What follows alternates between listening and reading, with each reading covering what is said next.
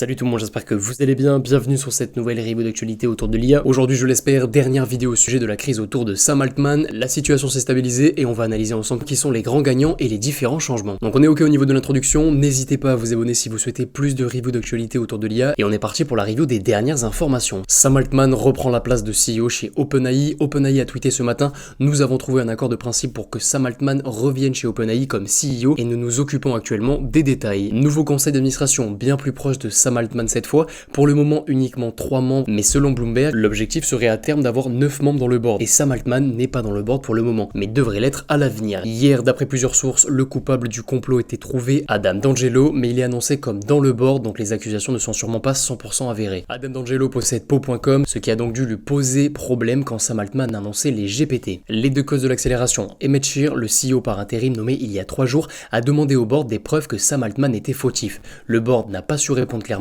et donc Emmett Shear s'est rangé du côté de Sam. La deuxième cause, 700 des 770 salariés d'OpenAI, sur la quasi-totalité des effectifs, menacés de démissionner si Sam n'était pas nommé CEO. Donc on est ok au niveau des dernières news, on passe maintenant aux grands gagnants de cette histoire. Le premier bien sûr, Sam Altman, il est désormais plus solide que jamais en tant que CEO, sa place est désormais très difficilement contestable. Le deuxième très grand gagnant, ils ont su parfaitement gérer la situation du début à la fin, c'est l'équipe derrière Microsoft. Satya Nadella, le CEO de Microsoft, avec le recrutement de Sam Altman et de son équipe dimanche soir, a rassuré les investisseurs sur la capacité de Microsoft à garder les meilleurs talents IA sous son influence, et la bourse a réagi très positivement. Microsoft a également sécurisé son image auprès des employés d'OpenAI. Microsoft a éliminé avec Sam Altman le board hostile à l'accélération du développement des nouvelles fonctionnalités autour de ChatGPT et d'OpenAI, mais Sam est encore plus dépendant de Microsoft aujourd'hui et va sans aucun doute leur garantir une place très importante dans la prochaine levée de fonds. Et donc la question qui se pose, Microsoft bientôt majoritaire chez OpenAI. Alors c'est très peu probable, si Microsoft devient majoritaire chez OpenAI, les autres boîtes dans le secteur vont rapidement parler de monopole. Et c'est plus intéressant pour Microsoft de collaborer avec une boîte indépendante